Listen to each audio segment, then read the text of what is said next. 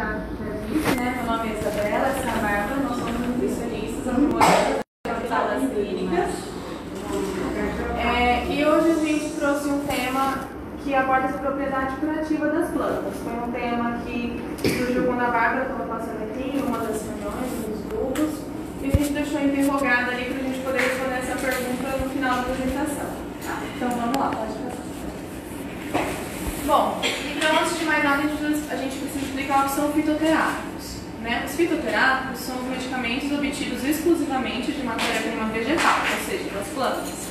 Então eles podem ser consumidos através da planta in natura, isso é, do jeito que a gente encontra a planta na natureza, a gente não modifica ela de forma nenhuma, já consome daquele jeito, ou a gente pode preparar chá, sucos e alguns outros tipos de formulações, como cápsulas. A gente pode passar. Bom, então as plantas elas vão ter o seu princípio ativo. Então esse princípio ativo da planta, quando a gente extrai ele da planta medicinal, ele pode ser encontrado na forma de droga vegetal ou de derivado vegetal, que pode vir diretamente da planta ou pode virar primeiro a droga vegetal e depois o derivado vegetal. Quando a gente encontra esse princípio ativo na forma de derivado vegetal, ele necessariamente vai ser preparado na forma de cápsulas. Essas cápsulas vão ter tanto esse princípio ativo quanto alguns recipientes, alguns aditivos para manter ele ali dentro da cápsula sem que isso estrague. Ou a gente pode obter esse princípio na forma de droga vegetal, também pode ser transformado em cápsulas, ou a gente pode transformar ele em chás e consumir ele de uma forma pura, sem aditivos. Pode passar. Bom, e esses fitoterápicos, né, então essas plantas, elas têm sido abordadas de uma forma integrativa. O que é isso? Pode passar. Pode passar de novo? Então são os saberes, as práticas e os recursos naturais e os tratamentos convencionais, todos esses tipos de tratamentos, eles têm sido bem aceitos pelos profissionais da saúde, e isso tem possibilitado explorar novas alternativas para alívio de sintomas, para aumentar o apetite, reduzir a ansiedade, né? Então isso tem sido visto como uma forma de tratamento alternativa à medicina convencional que a gente conhece. Pode passar. Pode ir até o final. Mais uma vez. Mais uma. Aí, tá bom. Bom, então qual que é a diferença que a gente estava falando, né? As formas que a gente pode consumir esse princípio ativo dessas plantas. Se a gente for consumir na forma de chá, que é o princípio ativo puro, pode ser que facilite a disponibilidade de alguns componentes que necessitam do calor. Então, como a gente consome chá quente, muitas vezes essa temperatura elevada aumenta a disponibilidade desse princípio ativo, que é o que a gente quer, né? Então torna mais fácil para o nosso corpo absorver esse princípio ativo. Além disso, também o sabor potencializa o efeito terapêutico. Então, às vezes, além da gente estar recebendo aquele princípio ativo, pode ser que seja algo gostoso, prazeroso, que não é só visto como um medicamento, né? Que a gente já não tem esse benefício nas cápsulas, porque ela não vai ter esse sabor, não vai ter esse prazer, vai ser mais como um medicamento mesmo. E tem uma observação que a gente precisa fazer, que alguns princípios ativos, eles são sensíveis ao ácido do nosso estômago, ao suco gástrico. Então, só as cápsulas entéricas, ou seja, aquelas que vão ser absorvidas no nosso intestino, elas vão ter uma melhor biodisponibilidade, ou seja, que vão ser melhor absorvidas pelo nosso corpo, porque elas resistem à ação do suco gástrico, então elas passam direto pelo estômago, elas vão ser absorvidas só no intestino mesmo. Pode passar. Bom, então de onde que surgiu toda essa cultura da gente usar plantas, chás, ervas para a gente curar doenças, evitar aparecimento de doenças, esse tipo de coisa? Então isso vem desde lá dos índios, que já usavam as plantas para isso, os escravos também, então isso é uma contribuição cultural que a gente tem no nosso país. Aqui também a gente tem entre 60 a 250 mil espécies vegetais, de plantas e ervas que as pessoas acreditam que possam ter algum tipo de efeito, mas na verdade só 40% delas que têm realmente propriedades terapêuticas comprovadas. Pode passar. Mais uma vez. Volta. Aí. Bom, só que o que eu queria trazer, a gente queria trazer esse alerta para vocês, que o uso pouco cuidadoso dessas plantas, fora do contexto original, sem o respaldo acadêmico, ou seja, a gente só vê às vezes uma notícia na internet, na televisão, que alguém comentou, mas a gente não vai atrás para saber se tem estudo, se a ciência comprova o efeito terapêutico daquilo.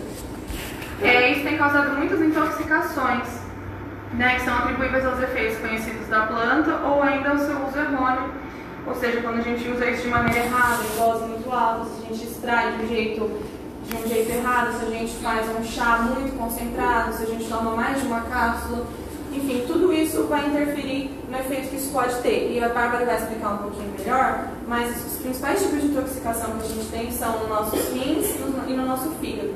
Então, esse uso dessas plantas tem que ser feito com muito cuidado, porque às vezes a gente pensa, mas é só uma planta, não é um remédio. Só que se a gente consumir em excesso ou consumir errado, não tomar os cuidados necessários, né, isso pode sim trazer malefício para a gente. Agora a Bárbara vai explicar um pouquinho melhor sobre cada uma dessas plantas que são as mais famosas, as mais conhecidas. Né? Então, gente, primeiro eu vou falar daquelas 4 primeiras que vocês tinham comentado, que já usaram, que são as que vocês mais conhecem, né? E depois eu trouxe outras para a gente continuar. O que eu quero frisar aqui é que tudo que a gente falou, tudo que a gente vai falar, é o que tem disponível na literatura, é o que tem comprovado pela ciência ou por algum órgão de respaldo, Ministério da Saúde, Anvisa, tá? Não foi nada assim, sem pesquisar a fundo se é aquilo mesmo, tá? Então, primeiro eu vou começar com o noni. Ele é um fruto verde, né, parecido com a fruta do conde aqui em cima, vocês podem ver. O que tem se falado do noni? Ele tem propriedades terapêuticas, principalmente a cura do câncer e do diabetes. Mas não existe comprovação científica disso, ou seja, não tem nenhum estudo. A gente pesquisou a fundo em vários lugares, não tem estudo nem com animais, nem com seres humanos para comprovar isso, tá? Sem contar que ele pode até gerar um efeito contrário, porque alguns componentes podem interagir com medicamentos quimioterápicos e radioterápicos também. Então, dependendo da dose, o jeito, a frequência, ele causa um efeito contrário do esperado, tá? Em 2007 saiu essa notícia da Anvisa, que ela proibiu o comércio e o consumo dos sucos da fruta noni, pode passar 2 vezes, porque foram relatados casos de hepatotoxicidade, que é a toxicidade das células do fígado, e toxicidade renal também. Portanto, é contraindicado para paciente oncológico, tá? O que a gente viu dessa notícia, assim, ele não cita qual marca que era, como que era extraído, então a gente não pode falar assim, consumir em tal dose causa esses efeitos, tá? O que a gente tem é a notícia assim, então dá uma evitada, pode passar. A outra que a gente trouxe, a babosa ou aloe vera, como vocês conhecem, ela começou a se tornar famosa depois que o Antônio Zago publicou esse livro, O Câncer Tem Cura, e falou muito dessa planta. O gel que tem dentro da babosa, ele tem compostos com ação anti-inflamatória e que tem capacidade de fortalecer o sistema imune, tá? Entretanto, a Anvisa frisa os principais efeitos colaterais da babosa, que são dores abdominais, diarreia, inflamação nos rins e a hepatotoxicidade também. Pode passar, pode passar. Da babosa, a gente já encontra estudo, diferentemente do noni e de outras plantas. A gente encontrou 2 estudos recentes, feitos com 2007, 2008 e 2010, mas pra gente é recente isso, tá? O primeiro estudo que a gente tem, os podem inibir o crescimento do tumor, reduzir a massa do tumor e inibir a metástase. Porém, esse estudo foi feito em animais, ele não foi feito em humanos, tá? Então, o que aconteceu? Eles pegaram os camundongos, os ratinhos, e eles inseriram a célula tumoral nesses animais e suplementaram com os compostos da aloe vera, tá? Segundo estudo que a gente tem, sugere, né, um efeito antiproliferativo nas células cancerígenas também. Esse estudo foi feito in vitro. Vocês sabem o que são estudos in vitro? Ele não é feito nem em animal, nem em seres humanos. É in vitro mesmo. Pega a célula, uma amostra, e vai estudar só aquela célula in vitro mesmo. O próprio nome diz, tá? Então não se sabe assim, quando você faz um estudo in vitro, qual a implicação que isso tem no organismo, porque a gente não tem uma célula só isolada no nosso organismo, a gente tem várias coisas acontecendo ao mesmo tempo, tá? Então, mais uma vez frisando, são necessários mais estudos em humanos para a gente encorajar essa prática, tá bom? O aranto, ele é composto de plantas suculentas, também. Existem alguns estudos iniciais in vitro também do aranto, que mostram que ele contém alguns corticoides que podem ajudar no tratamento da leucemia, porém, in vitro também. Não foi testado em humano nem em animais, tá? Como está falando abaixo, né, não foram desenvolvidos em animais nem em seres humanos. O uso contínuo também, dependendo da dose e da frequência. Pode causar vômito, náuseas, dores abdominais, delírio, alucinações e, em casos mais severos, uma parada cardíaca, tá? Portanto, é contraindicado para pacientes oncológicos. Pode passar. A outra que a gente tem é a graviola. Ela tem esse gosto amargo, a graviola, porque ela é composta de alcaloides e de taninos. Os taninos têm propriedades antioxidantes, tá? E antissépticas.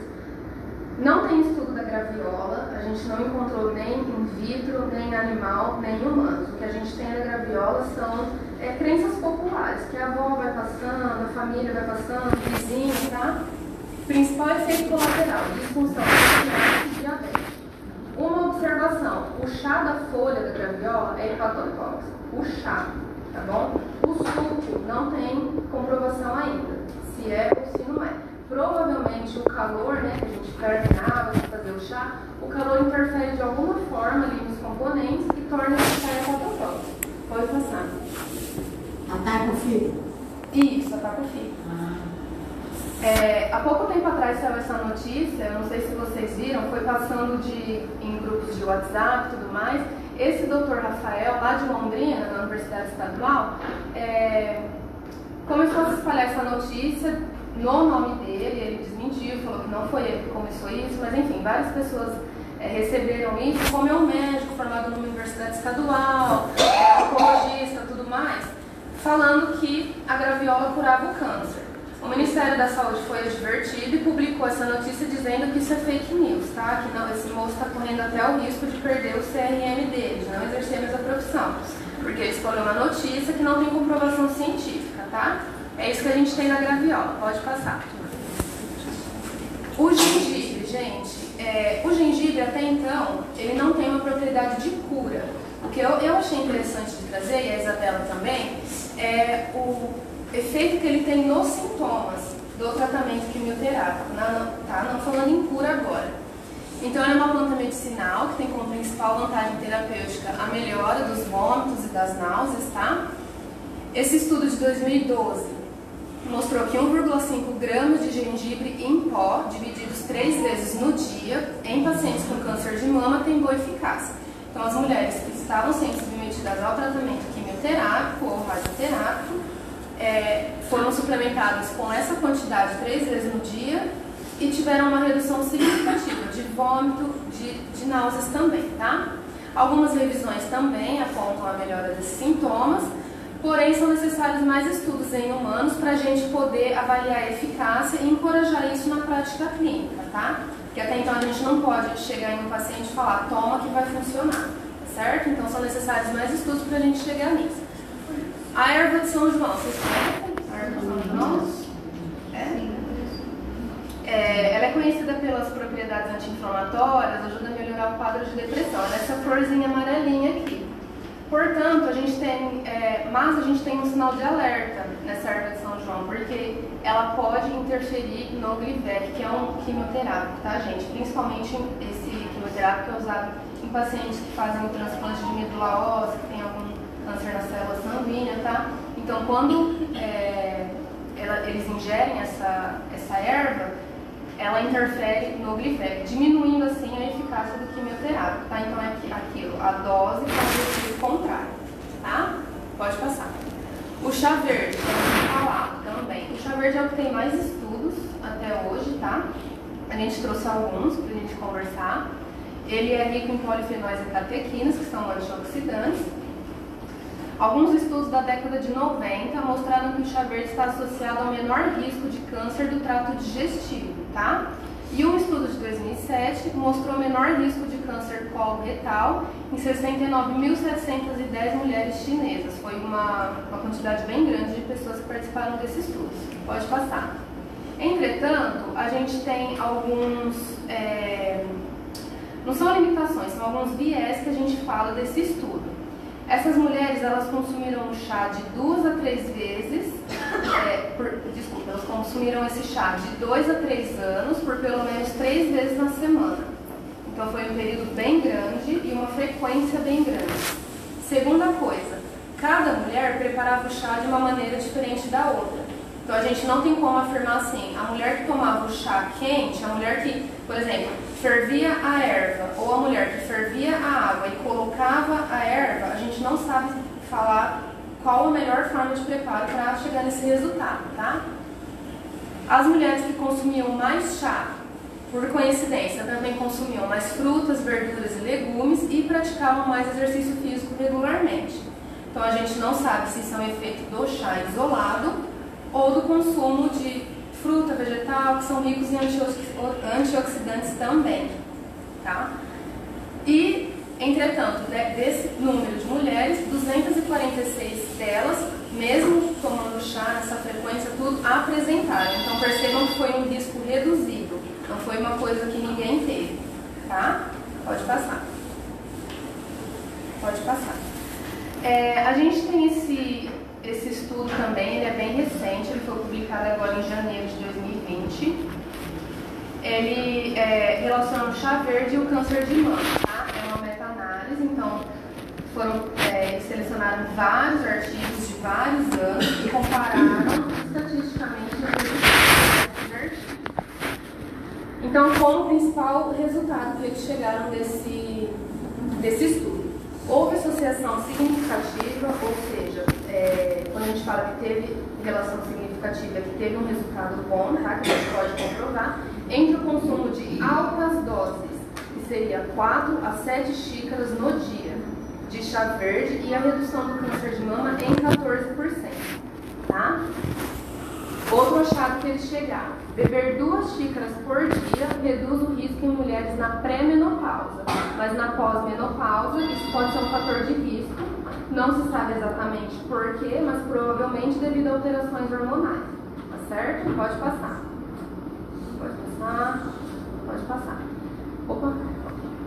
Ainda falando desse estudo, as limitações dele.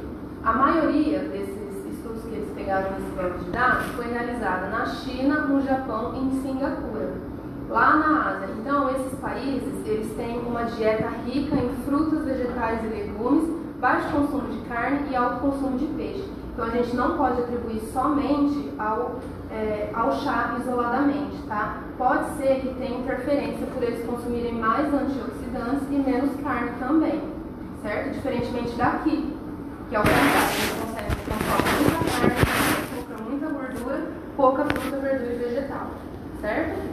As doses variam, nesse estudo, variavam de 100 a 200 ou mais ml, então ele não tem uma dose para recomendar. Se você tomar 100 ml 7 vezes no dia, vai prevenir, certo? Não tem isso, porque as doses foram bem variadas. Então pode ser que tenha tido, pode botar, uma sub ou uma super estimação desses efeitos, certo? Tem muitas mais plantas, muitas mais ervas que a população fala, tudo mais. A gente trouxe as principais para não ficar uma coisa muito maçante. E como eu falei para vocês, tudo baseado em evidências que a gente tem disponível. Pode passar. Pode passar. E a conclusão eu deixo para vocês. O que vocês acham? Todo mundo toma chá. Pode ter certeza. Pode continuar, gente. Pode falar. Eu tomo muita gengibre. Eu ralo ela, eu lavo, põe na geladeira. De vez em quando eu tomo um copo daquela água de gengibre. Se mata, eu não sei, porque eu já estou com 86 anos. Não sei o que ela resolveu. Eu acho que ela me desiste os pés. O chá de erva cidreira é bom? Emagrece. O chá de erva cidreira, a gente não tem evidência na literatura, tá? O que a gente tem são saberes populares que a gente já trouxe aqui. Oi? Ele é verde. Isso. A conclusão é que esses chás eu ouvi que tem efeitos colaterais que a gente não deve tomar. Com esses efeitos colaterais, então é perigoso você se sujeitar a tomar isso e achar que vai curar. Não, e tem gente que acha que cura. Como tem um senhor que está tomando fome. Ele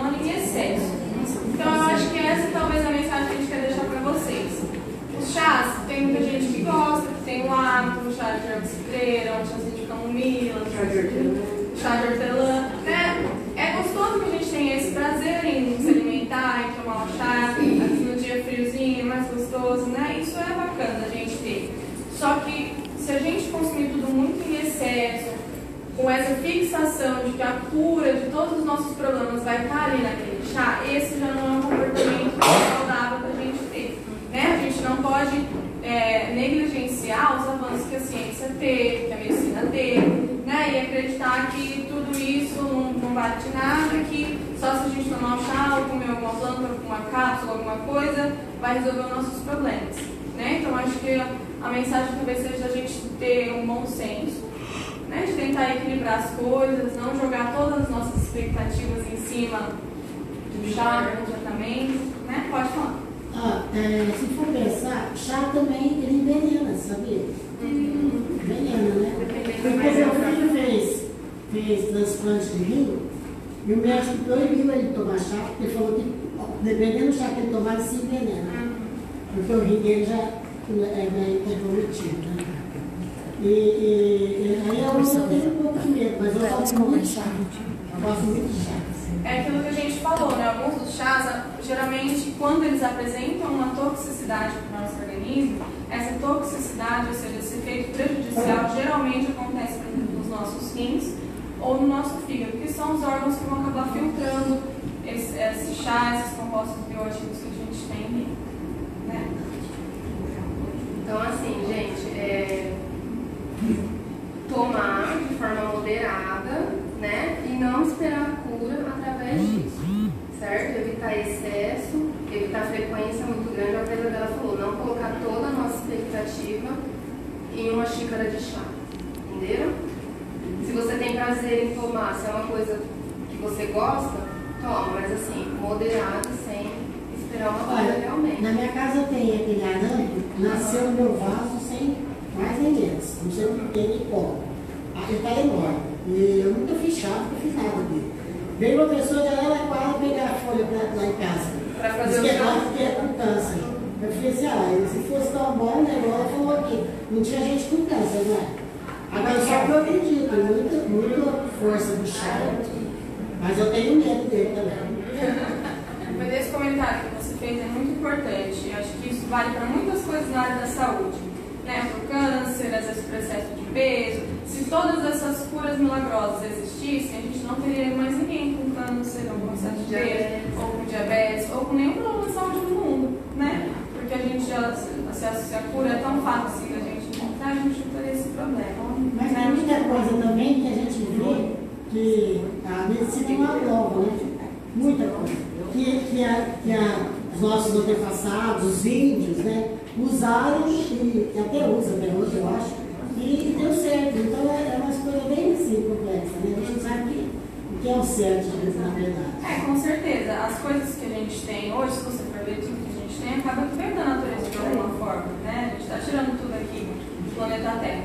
Acho que talvez o que possa acontecer, é o que a Bárbara estava explicando também, é que sempre para um medicamento, alguma coisa está tratada, isso precisa ter muito, mas muito estudo mesmo. Então precisa fazer um estudo primeiro in vitro, que é naquela plaquinha de vidro, no microscópio. Aí se dá certo, você faz um estudo com um animal, seja com um rato, com um camundongo, seja com animal for. Aí se der certo, aí a gente faz um estudo com seres humanos, tem que ser um estudo com bastante gente, durante vários anos, para daí você poder ter certeza que deu certo. Porque se a gente não tem certeza, a gente acaba colocando a vida das pessoas em risco.